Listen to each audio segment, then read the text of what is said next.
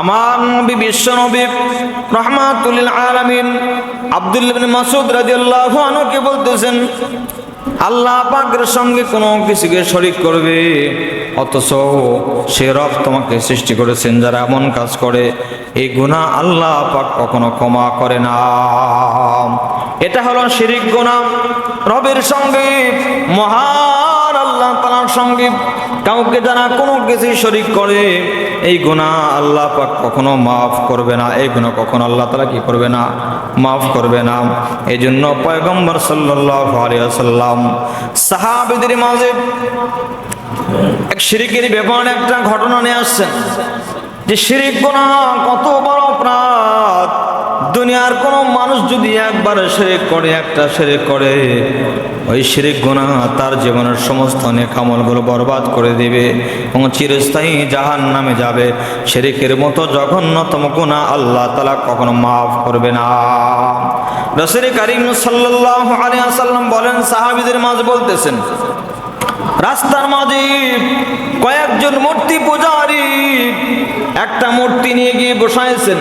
বসানোর পরে রাস্তা দিয়ে যেই মানুষ যায় ডাক দিয়ে বলে, মূর্তির নামে কিছু দিয়ে যাও, মূর্তির নামে কিছু টাকা দাও, ধন দৌলত এগুলো দিয়ে যাও। এই কথা যেই মাত্র বলতেছেন, আমার পয়গম্বর বলেন, হঠাৎ করে ওই রাস্তা দিয়ে একজন মুসলমান ইমানদার আসে। মুসলমান যখন আসছে, মূর্তি পূজারীরা ডাক দিয়ে বলতেছেন, মূর্তির নামে কিছু টাকা দাও অথবা কিছু দিয়ে যাও। সঙ্গে সঙ্গে মূর্তি পূজারীরা যেই মাত্র বলছেন, মুসলমান বলতেছেন, আমার কাছে কোনো টাকা নাই, আমার কাছে দেওয়ার মতো কোনো কিছুই নাই। মূর্তি পূজারীরা ডাক দিয়ে বলতেছেন, তাহলে দেওয়ার মতো যদি কোনো টাকা না থাকে, অর্থ না থাকে, কোনো কিছুই যদি তোমার কাছে দেওয়ার মতো না থাকে, তাহলে মূর্তির নামে একটা মাছি মেরে ছেড়ে যাও। ওই যে মূর্তির চেহারার উপর, নাকের উপর মাছি আছে, একটা মাছি মূর্তির নামে মেরে যাও, মূর্তির নামে একটা মাছি মেরে কান দিকে চলে যাও। সঙ্গে সঙ্গেই মুসলমান ইমানদার চিন্তা করতেছেন, জীবনেতে বহু নেক আমল করেছি, একটা পাপ কাজ করলে কি হবে, মূর্তির নামে একটা মাছি মারলে কি হবে? কাফেররা বলতেছে, মূর্তির নামে যদি মাছি না মারো, তাহলে তোমার গর্দান থেকে মাথাটা আলাদা করে দেওয়া হবে। নাউজুবিল্লাহ পড়েন। তাহলে এবার জবান খুলে বলেন তো, মূর্তির নামে কোনো কিছু করা যাবে নাকি?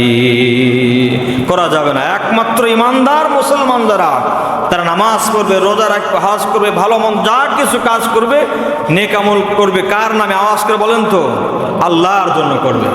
এবার কাফেররা বলতেছে, মূর্তির জন্য একটা মাছি মেরে চলে যাও। ইমানদার দুর্বল ইমান হওয়ার কারণে একটা মাছি যখন মূর্তির চেহারার উপর একটা মাছি মেরে চলে গেছে, আমার পয়গম্বর সাল্লাল্লাহু আলাইহি ওয়াসাল্লাম সাহাবীদেরকে বলতেছেন, সামান্যতম একটা মাছি মূর্তির নামে মারার কারণে, মূর্তির জন্য একটা মাছি মেরে ইমানদার মুসলমান চিরস্থায়ী জাহান্নামী হয়ে গেছে। এরপরে যখন আর একজন মুসলমান আসতেছে, আসার সঙ্গে সঙ্গে কাফেররা, মূর্তি পূজারীরা বলতেছেন, তুমি এই মূর্তির নামে কিছু দিয়ে যাও। যেই মাত্র বলছেন, মুসলমান বলতেছেন, না, আমি একজন মুসলমান, আমি কখনোই মূর্তির নামে মাছি মারতে পারবো না। আল্লাহু আকবার বলেন।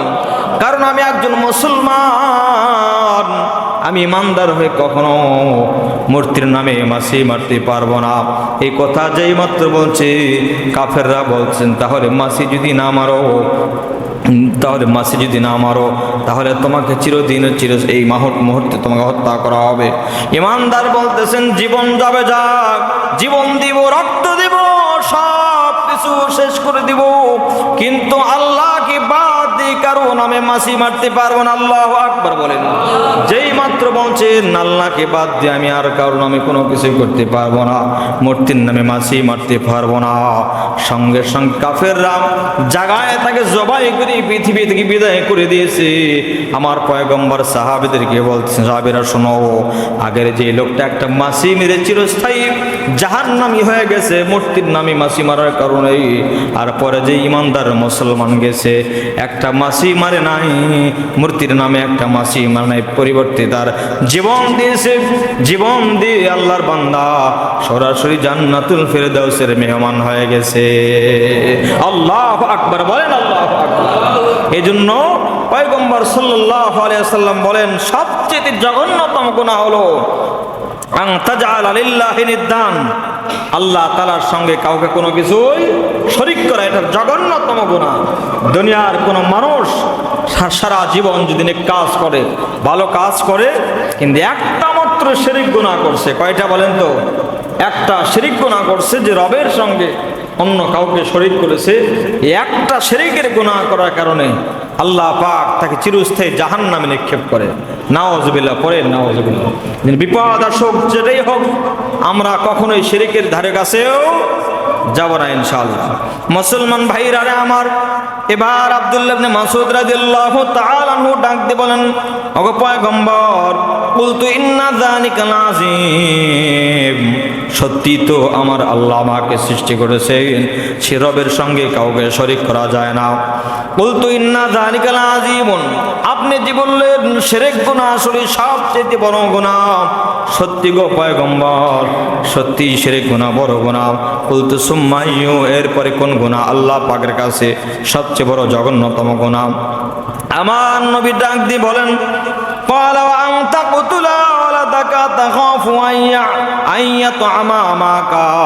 আমার পয়গম্বর সাল্লাল্লাহু আলাইহি ওয়াসাল্লাম তার সাহাবী আব্দুল্লাহ ইবনে মাসউদ রাদিয়াল্লাহু আনহুকে বলতেছেন, দুই নাম্বার যেই গুনাহ রবের কাছে সবচেয়ে বড় জঘন্যতম গুনাহ, সেটি হলো তুমি তোমার সন্তানকে হত্যা করবে এই ভয়ে, তাখাফু, এই ভয়ে হত্যা করবে, আইয়াতআমা আমাকা, যে সে তোমার সঙ্গে খাবার খাবে। আল্লাহু আকবার বলেন, আল্লাহু আকবার। তো বলতেছেন তোমার সন্তানকে এই ভয়ে হত্যা করবে যে তোমার সঙ্গে সে খানা খাবে। এর অর্থ হলো, অনেক মানুষ আছে সন্তান তার মার গর্ভে থাকা অবস্থায় সন্তান নষ্ট করে, আছে না নাই?